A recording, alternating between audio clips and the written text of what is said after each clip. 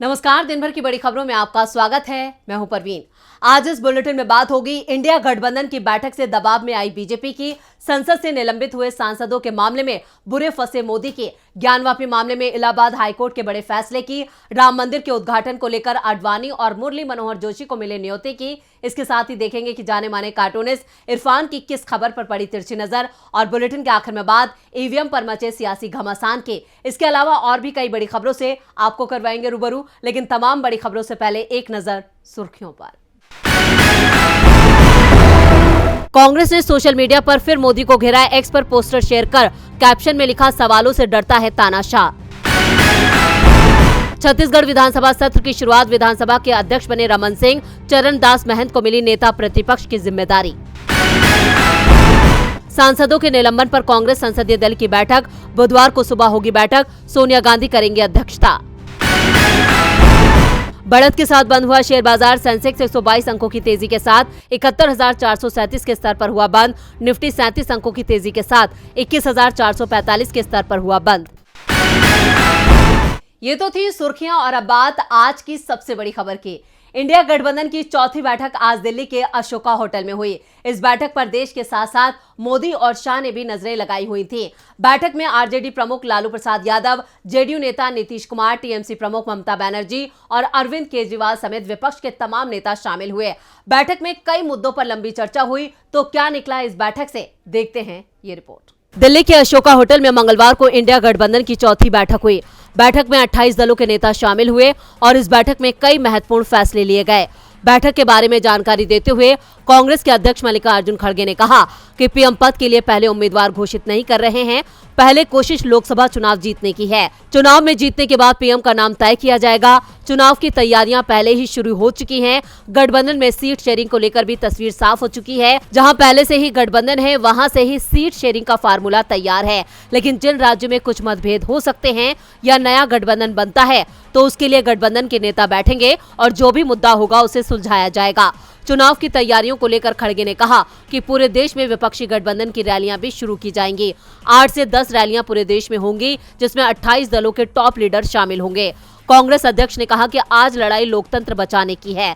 सरकार पूरी तरह से अलोकतांत्रिक तरीके से काम कर रही है। संसद में हमारे 141 सदस्यों को निलंबित किया गया, अब यह संख्या 151 तक हो गई है। हमारी क्या शिकायत थी? सिर्फ ये कि संसद की सुरक्षा में जो चूक हुई, उसमें हम पीएम या गृह मंत्री का बयान चाहते हैं, लेकिन पीएम गुजरात जाने का समय निकाल लेते हैं, वाराणसी जाते हैं, लेकिन संसद में आने को तैयार नहीं है। हमारी लड़ाई लोकतंत्र बचाने की है और जो भी लोकतंत्र को बचाना चाहता है, हमारे साथ आए। उन्होंने कहा कि विपक्ष के सांसदों के निलंबन के मुद्दे पर 22 दिसंबर को पूरे राज्य में प्रदर्शन किए जाएंगे। ये प्रदेश, जिला और मंडल स्तर पर होंगे। साफ है, इंडिया गठबंधन ने अब तय कर लिया है कि 2024 के लोकसभा चुनावों में पूरी ताकत से लड़ा जाएगा। वैसे दावा ये भी किया जा रहा है कि बैठक में खड़गे को पीएम उम्मीदवार बनाने पर चर्चा हुई, साथ ही ईवीएम को लेकर भी चर्चा हुई है। लेकिन प्रेस कॉन्फ्रेंस में खड़गे ने साफ कर दिया कि पहले चुनाव जीतना है, चुनाव जीतने के बाद पीएम का नाम तय करेंगे। इंडिया गठबंधन की बैठक में 2024 को लेकर एक्शन प्लान बन चुका है। इधर आज भी संसद में विपक्षी सांसदों पर बड़ा एक्शन हुआ।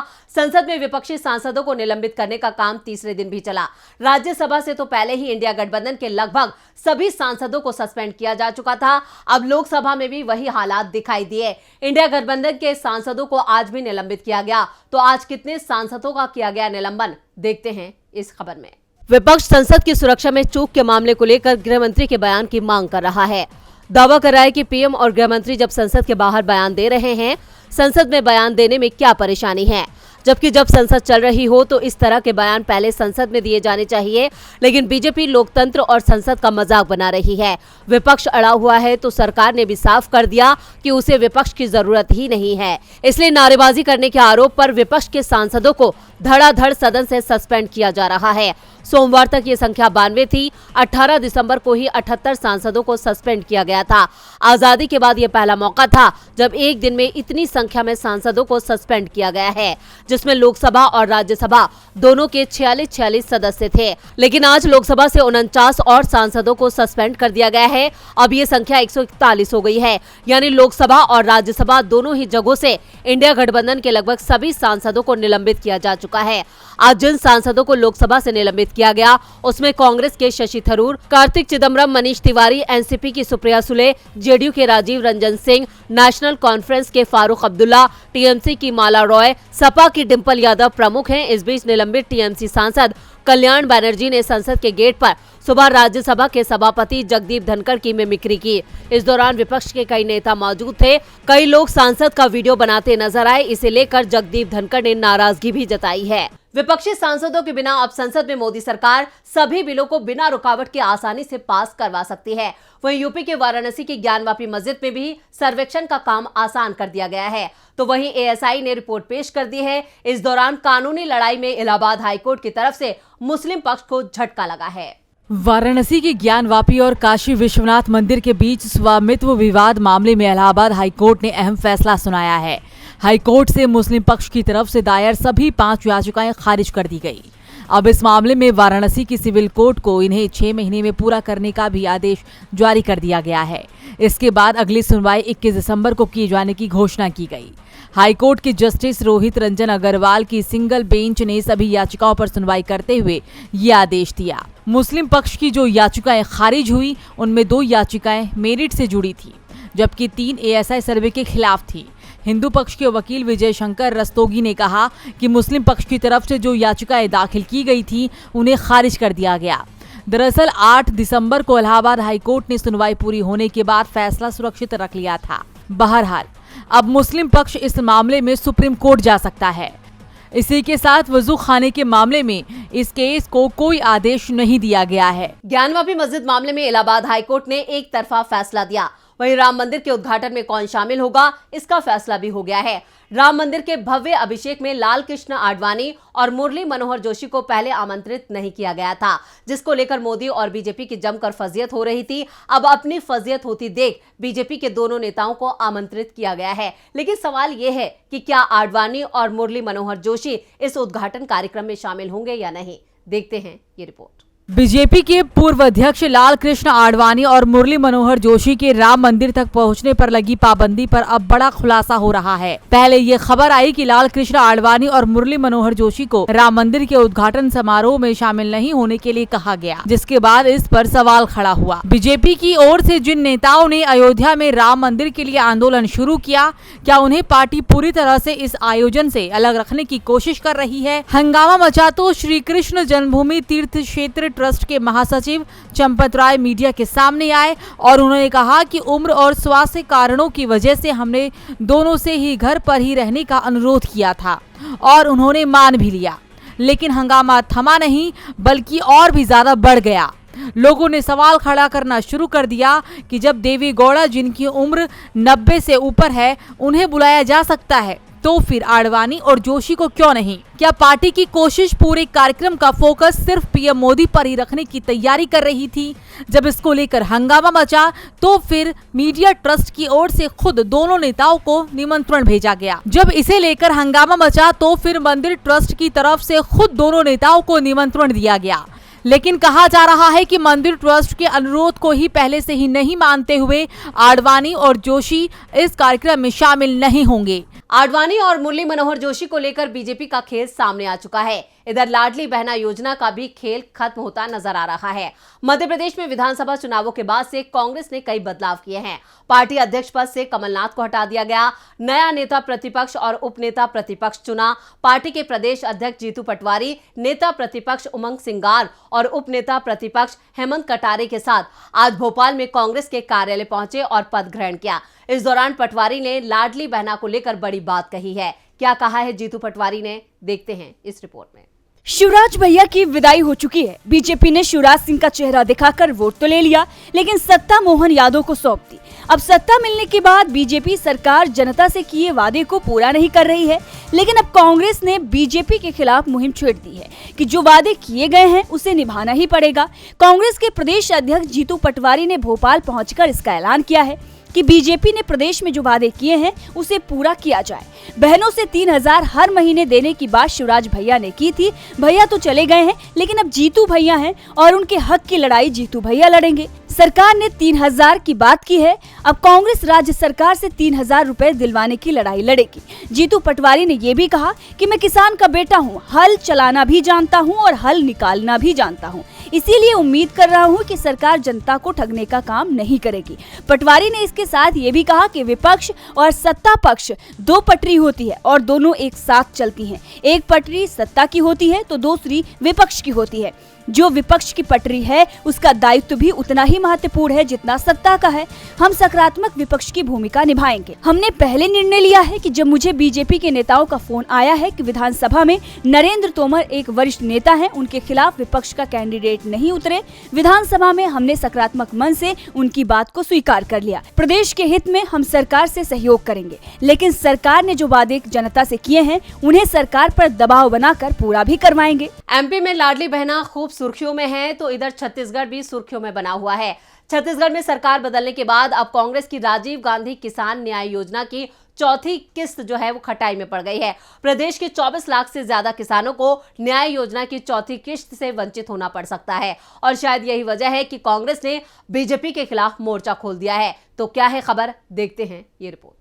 छत्तीसगढ़ में सत्ता परिवर्तन के बाद किसानों को बड़ा झटका लगा है। दरअसल राज्य में बीजेपी सरकार ने न्याय योजना की चौथी किस्त किसानों को देने से इनकार कर दिया है, जिसका कांग्रेस ने विरोध भी किया है। प्रदेश अध्यक्ष दीपक बैज ने कहा कि बीजेपी आदतन किसान विरोधी है, इसलिए किस्त नहीं दे रही है।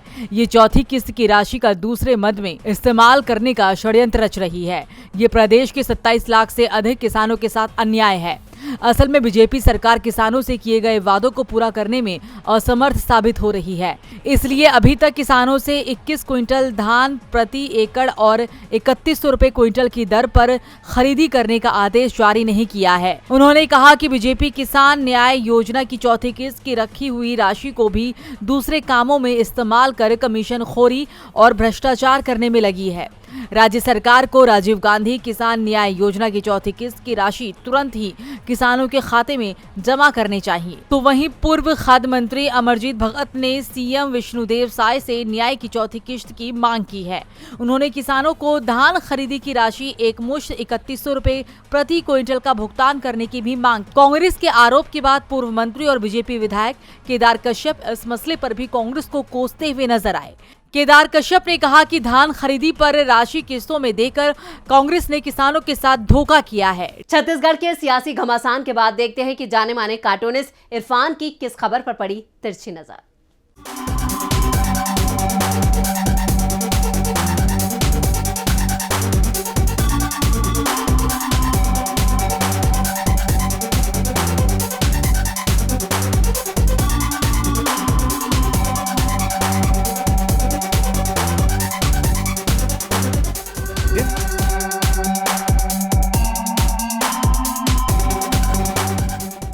बच्चा बच्चा राम का, भाजपा के काम का, ये नारा जब तक था तब तक बच्चों से काम था।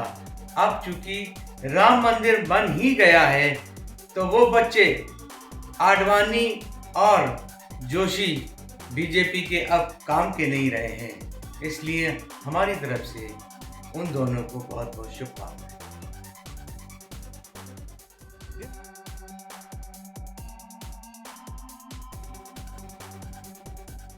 बहुत बहुत शुक्रिया इरफान जी। और बुलेटिन के आखिर में बात ईवीएम पर मचे सियासी घमासान की। मध्य प्रदेश के पूर्व मुख्यमंत्री दिग्विजय सिंह ने एक बार फिर ईवीएम को लेकर सवाल उठाया है। मध्य प्रदेश में 3 दिसंबर को विधानसभा चुनाव के नतीजे आ गए थे, जिसमें बीजेपी को 2/3 बहुमत मिला, लेकिन बीजेपी की जीत को लेकर लगातार कांग्रेस राज्य में बीजेपी को घेर रही है। क्या है पूरी खबर, देखते हैं ये रिपोर्ट। 5 राज्यों के विधानसभा चुनाव खत्म हो चुके हैं, लेकिन सोशल मीडिया पर नेताओं का मुकाबला जारी है। कांग्रेस के वरिष्ठ नेता दिग्विजय सिंह ने ईवीएम पर सवाल उठाया है। दिग्विजय सिंह ने ईवीएम को लेकर बीजेपी पर हमला किया है। दिग्विजय सिंह ने सोशल मीडिया एक्स पर पोस्ट साझा की है, जिसमें एक बार फिर उन्होंने बीजेपी के साथ साथ इलेक्शन कमीशन पर निशाना साधा है। उन्होंने लिखा है, देव सहायम जी पूर्व सेना के अधिकारी रहे, फिर आईएएस में उनका चयन हो गया। वो एक बहुत ही योग्य, ईमानदार, अनुभवी अफसर रहे हैं।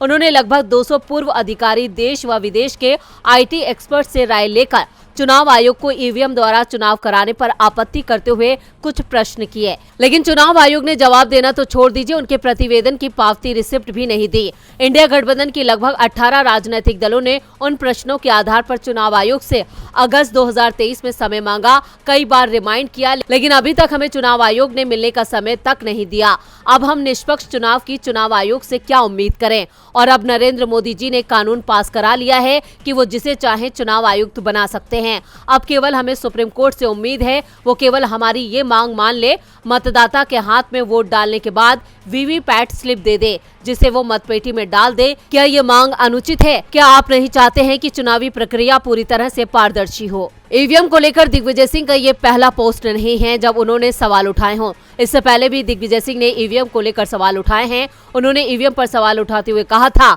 ऐसी कोई मशीन नहीं है जिसमें चिप लगी हो और वो हैक ना की जा सकती हो। वहीं एक बार फिर दिग्विजय सिंह ने ईवीएम को लेकर सवाल उठाया है। अब देखना होगा कि इलेक्शन कमीशन दिग्विजय सिंह के सवाल पर क्या जवाब देते हैं। तो आज इस बुलेटिन में इतना ही। देखते रहिए डीबी लाइव। नमस्कार।